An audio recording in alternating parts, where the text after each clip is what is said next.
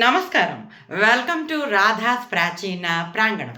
Epic mothers అనే శీర్షికల భాగంగా మనం కుంతీదేవి చరిత్ర తెలుసుకుంటున్నామండి.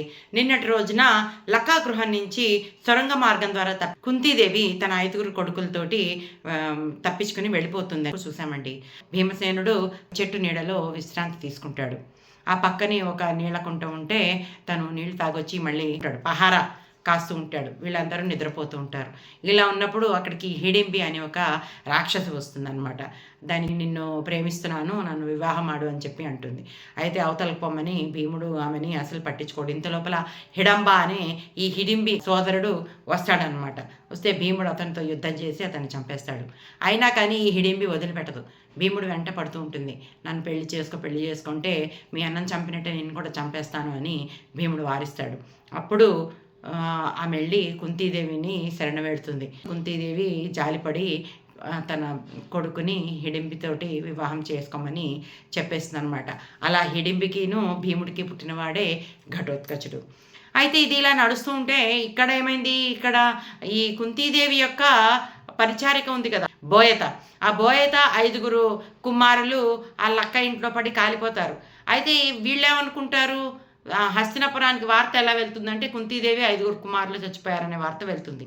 అప్పుడు ధృతరాష్ట్రుడు చాలా బాధపడి వాళ్ళందరికీ కూడా పితృకార్యాలు కూడా చేసేస్తే దుర్యోధనుడు అమ్మయ్య వీళ్ళ పీడ వదిలింది అనుకుంటాడు అనమాట.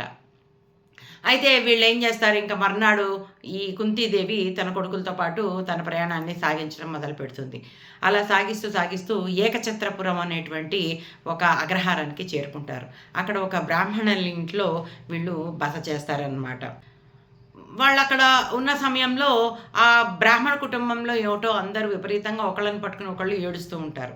అయితే భీముడు అంటాడు, అదేంటమ్మా వీళ్ళు మనకు ఆశ్రయం ఇచ్చారు, ఎంతో మంచివాళ్ళు, అసలు ఏమైందో వాళ్ళకి ఏ కష్టం వచ్చిందో ఒకసారి కనుక్కురామ్మా అని చెప్పేసి అంటాడు. కుంతీదేవి కూడా అవును నాయన వీళ్ళు చాలా మంచివాళ్ళు అని చెప్పేసి నేనేంటో విషయం కనుక్కుని వస్తానని వాళ్ళ ఇంటికి వెళ్తుందనమాట.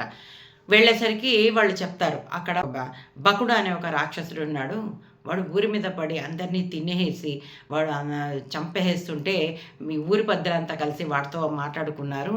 రోజు ఒక బండెడు అన్నము, తర్వాత ఎన్నో కొన్ని జంతువులు, ఒక మనిషి, నరమాంస భక్షకుడు అన్నమాట.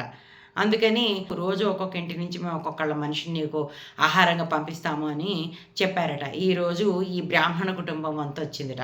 అందుకని వాళ్ళు నేను వెళ్తానని అనుకుంటున్నారట. ఆ విషయాన్ని కుంతీదేవికి చెప్తారు. ఆ తర్వాత ఏం జరిగిందో వచ్చే సంచికలో తెలుసుకుందాం. అంతవరకు సెలవు.